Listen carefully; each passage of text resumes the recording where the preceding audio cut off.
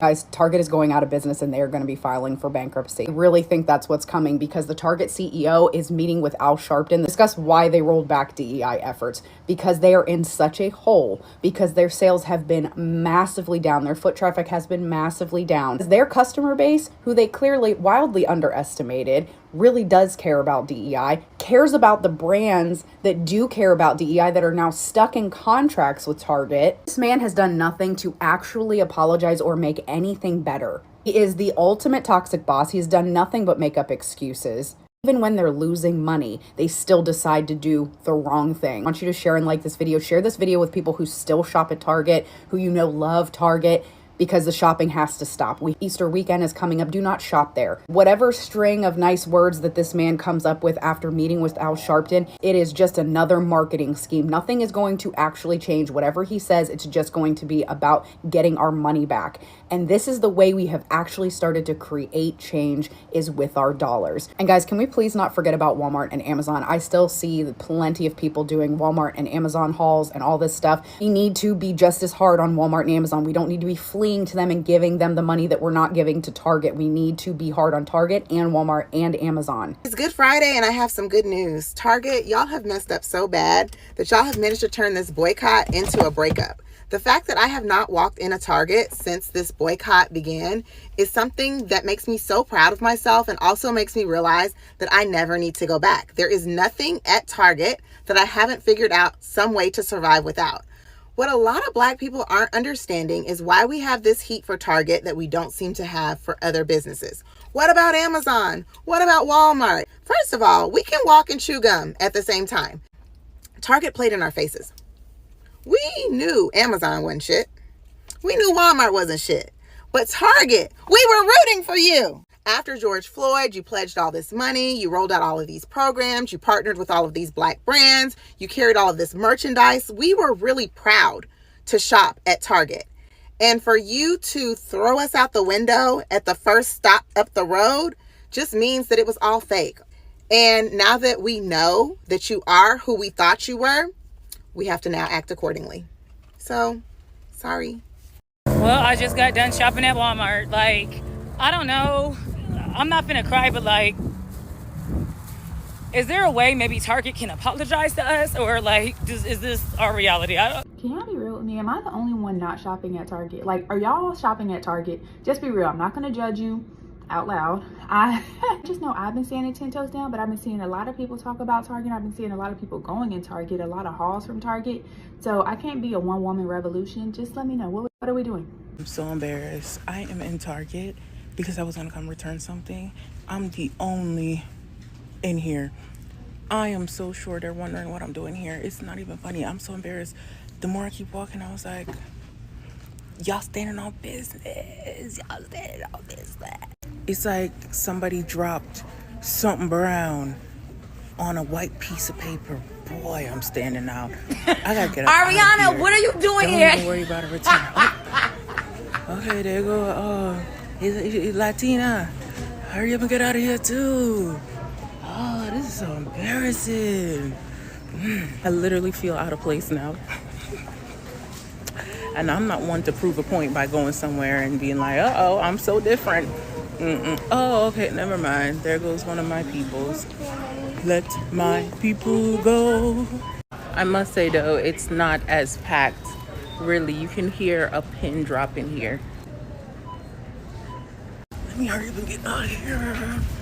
Aren't we there yet? As you've all seen by looking at your phones and looking at the market, it's really expensive. So according to Zillow, from 2020 to 2024, the monthly mortgage payment on a typical home in the U.S. nearly doubled. Gulp. Oh my gosh, and that's just over 4 years. My mortgage went up $1,000 and I am not okay. So let me tell you guys, for the longest time, people be screaming from the hilltop, home ownership is not it. Don't rush, don't rush. And I will just be like, I don't understand it because I'm literally chilling, cheaper than rent. I was bamboozled. So let me tell y'all what they do not tell y'all about real estate. So they do an analysis every year from, at least with the mortgage that I got, right? And so they did an analysis and basically my mortgage increased by $1,000. And I asked them why. And they were like, something about my house is a new build. And so I guess they charged me for the taxes when it was just the land for 2 years. Then after year 2, they add the taxes with the house actually on it. And they were like, yeah, your builder is supposed to tell you. They didn't. They didn't. And so I asked them, can I sell the house? And they were like, there's no equity in it. You guys see me smiling, but come next month, I'm literally going to be in tears because $1,000 extra a month, I legit want to move back home and live with my parents. But I don't have that option. I'm sick. I'm sick. Honestly, don't buy a house if you're single. Buy a house when there's 2 incomes coming in because, baby, you gonna need it. Okay, so here's something they will not tell you when you buy a house, or at least they didn't tell me, and now I'm salty. So when I first bought my house, my mortgage payment was $1,151. After my first year living in that house, they raised my mortgage to $1,579. The fuck? I thought I was tripping. That is a $428 increase. I was under the impression that my mortgage payment would literally never change, but I was wrong. So here's what happened, and I'm going to use example numbers. So let's say there's a house and the value of that house is $20,000. Because the value of the house is so low, that means that the property taxes are also going to be significantly low. So let's just say the property taxes are only $500 per year.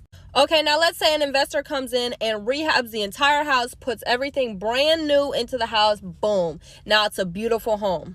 And now the value of that house is $150,000. Okay, now because the value of the house went up, that means that the property taxes are also going to go up. So now the property taxes are $2,000 per year instead of $500. And this is what they did not tell me. The fuck? So basically, I believe it's every single year they come and do an assessment of your house. And they say, what's the value of this house from last year to this year?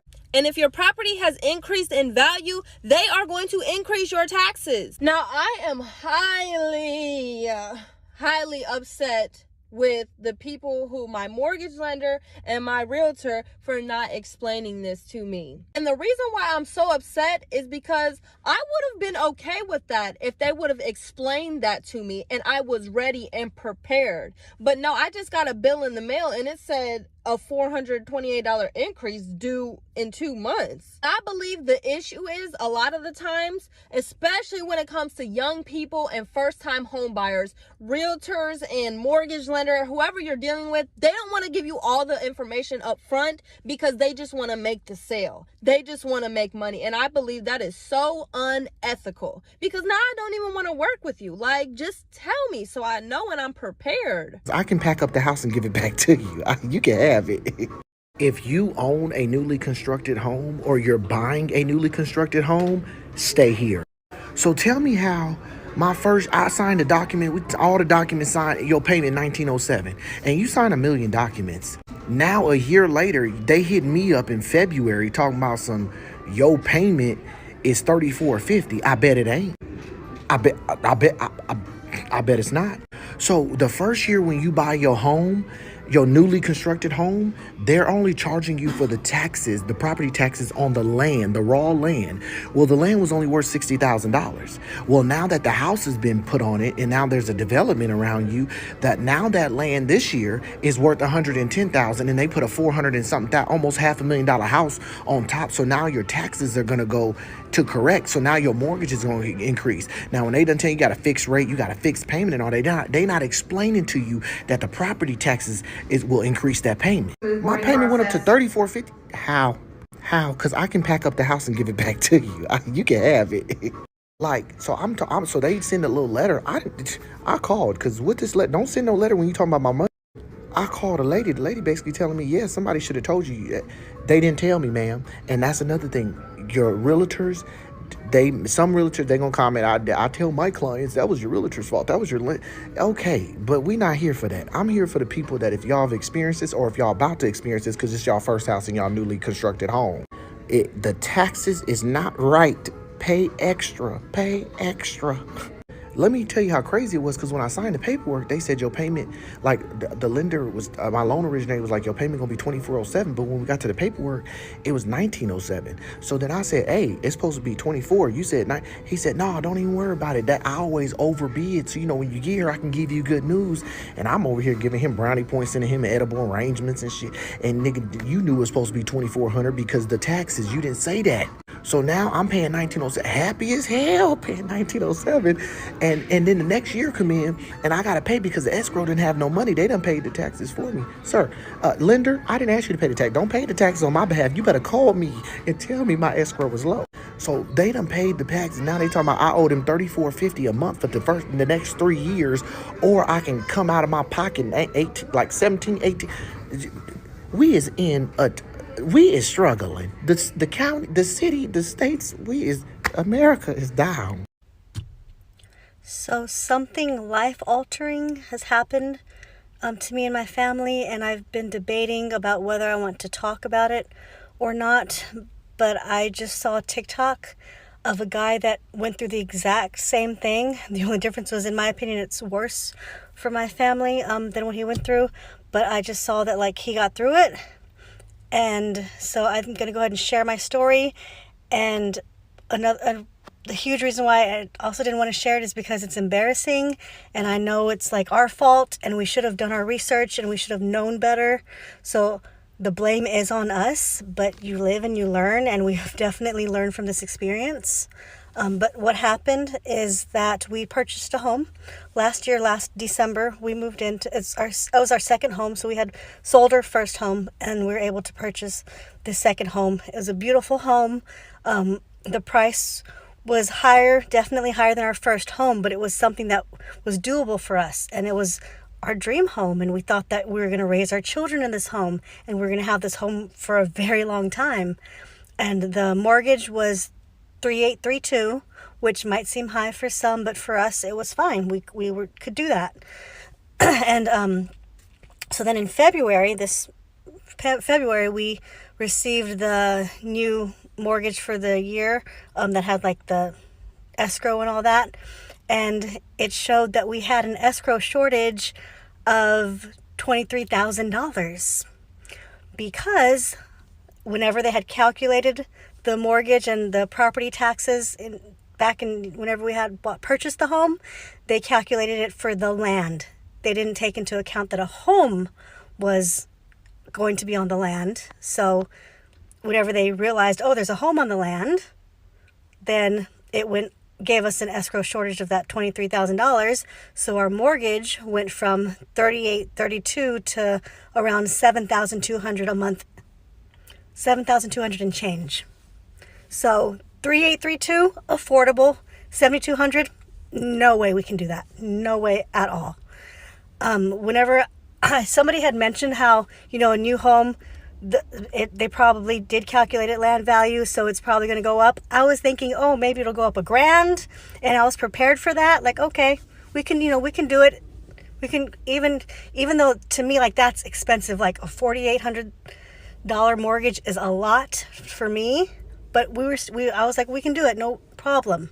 But to go to $7,200 a month, no, I live in Texas, and I could probably be living in a mansion or something close to a mansion, paying $7,200 a month. Our home is not, or I could have two homes in Texas for that price. I could have two mortgages to pay $7,200 a month, even three homes. So that was just ridiculous to me. And like I said, I know we are to blame. We should have done our research. The realtor that we had, she was not a good realtor. And the mortgage company was the seller's mortgage company, the one that they went with and recommended. So I'm sure, they knew what they were doing. They knew that they calculated it land value, and they showed us that 3832 because they knew that's what we could afford, and we would purchase the home. And they knew that if they had told us the truth of how much it would be, that we probably wouldn't have purchased the home. So they knew what they were doing. So it's, while it is our fault, we should have done the research and found out you know, that the price was only land value and it wasn't calculated correctly, I still feel like they, just being decent humans, they should have let us know that it's going to go up. So we have this escrow shortage. Thankfully, I called, so the mortgage company sold it to another mortgage company. So I called them, and what they did, I let them know, I'm like, we're going to sell our home. We're going to put it on the market. Like, we can't afford this. So they said, okay. So what they did was they stretched that 23,000 escrow shortage. They stretched it out for 3 years, which dropped our mortgage to now, I think it's 5,166 is what we're paying right now, which is still a lot. But our home is for sale. It's been for sale for a little over 40 days now. We haven't had any interest in it. So this is already going on our second month that we're paying that 5,000 and change on the mortgage. And every month it's like, you know, praying that somebody, we know we need a buyer. And we dropped the price. We've already dropped the price 3 times. But it is what it is, you know. We'd never expected in our wildest dreams that this would happen, but people need to be aware whenever you purchase a new home, you need to make sure that you ask your realtor, ask the mortgage company, you know, are you calculating it on just the land, the property taxes, or are you calculating it as though there's a house on that land? Because there is a huge difference. And I don't want anybody to be in the same situation as us, where you end up having to sell your dream home. And then even, like I said, now, not only are we selling our dream home, but nobody wants to buy it. See, you can see there's our sell for sale sign right there.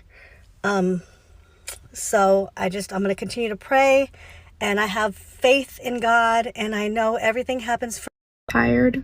I'm really tired of working nonstop, so that way everyone has what they need to have. I'm just really exhausted.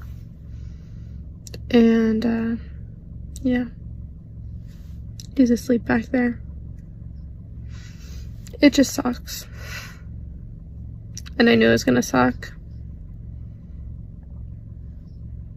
It sucks. That's what I gotta say. It fucking sucks being on one income and raising 2 kids and trying to give them more than just the bare minimum.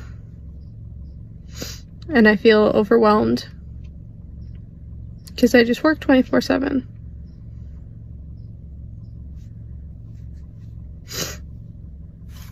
So, yeah.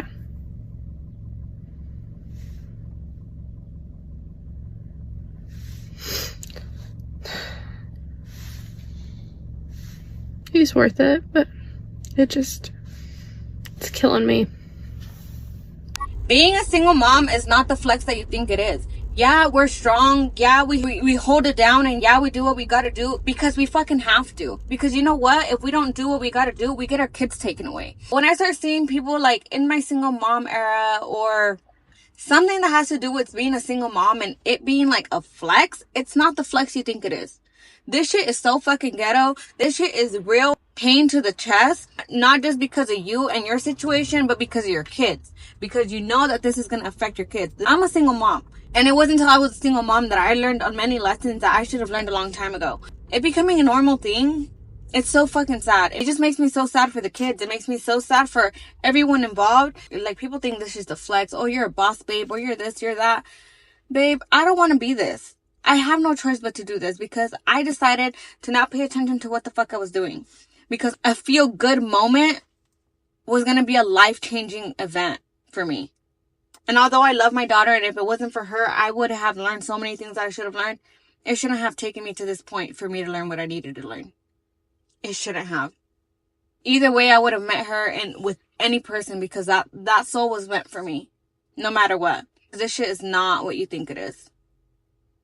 And yeah, we're built for this shit, but we have no choice. It's reality. My birthday was today, and yes, I just got done crying like crazy. But it's because I realized, like, as single moms, we really don't get a second, bro. We don't get a second to celebrate ourselves. We don't get a moment to be appreciated. We don't get nothing. Like, I didn't even want to do anything for my birthday today. I just didn't want to do anything for a day. Like, just relax, you know? I couldn't do that. I didn't get to eat what I wanted to eat. I think I just wanted one day where somebody like kind of catered to me for a second, you know? And it just hit me when it's time to get ready for bed. My son keeps whining about something. My daughter's not listening. I don't even want to argue and discipline them right now. Like, I think that's when the reality hit me. I had to come to the bathroom because it's like, we shouldn't have to live like this. All the sacrifices we do as single moms, all the stuff that we go through, all the struggles and sacrifice, like everything we do. And we are like literally the least appreciated. Nobody appreciates us. It's literally so sad. And I feel for any mom that's feeling like this, you know, because I always have a great, like, I'm always in a good mood. Like, I don't allow the single motherhood to really get to me. But tonight, I didn't ask for much, and that's what makes it even worse. I didn't set my expectation high because I knew I probably wasn't going to be able to do whatever I wanted to do. And I don't even know what I want to do anymore because I'm so busy doing for everybody else. And today was the one day where it's like, I just didn't want to feel like a single mom. I just wanted to relax for a day.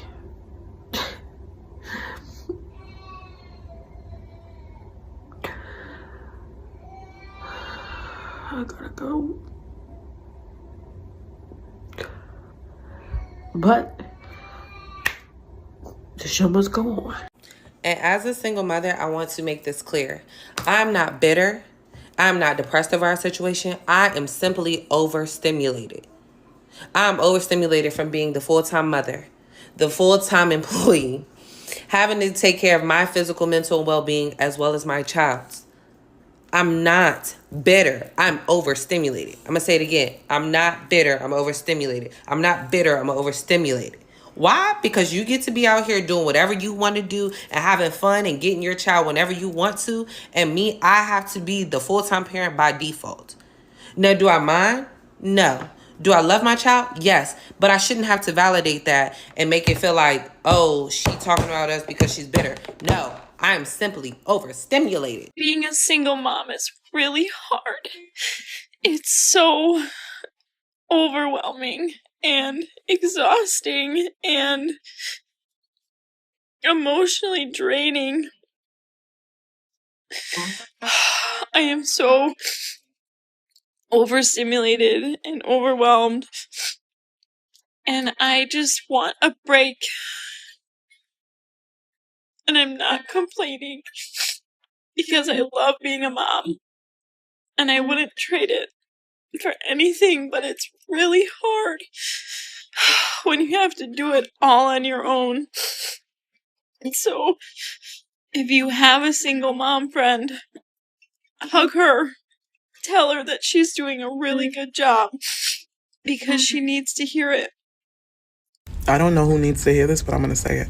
Stop getting pregnant in low-income housing. You've already had 2 babies there. Why do you keep having more there? You clearly cannot even afford to live on your own outside of a voucher from the government. Stop having children. Go to school, go get your education, go get a trade, go start a business. Stop having children.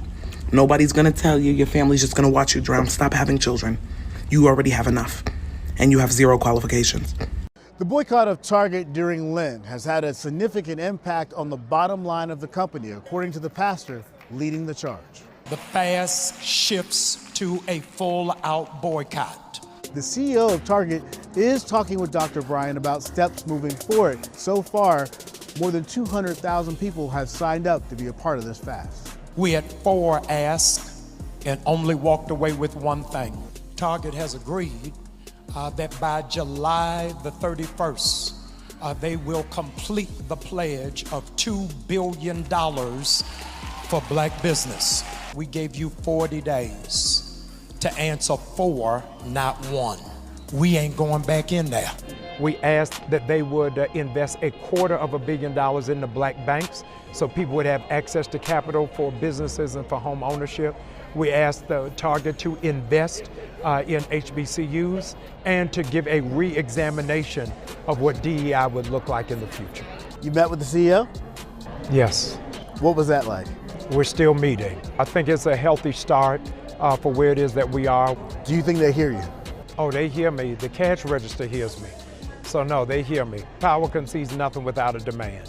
What I've heard is a lot of people are resolved in not going back. It's going to be a whole lot of heavy lifting that will be on the shoulders of Target to do, not for us. What do you think the impact of this movement has been so far? I think that companies will be leery about how they mishandle minority communities, knowing what the impact has been on Target and not wanting it to visit their own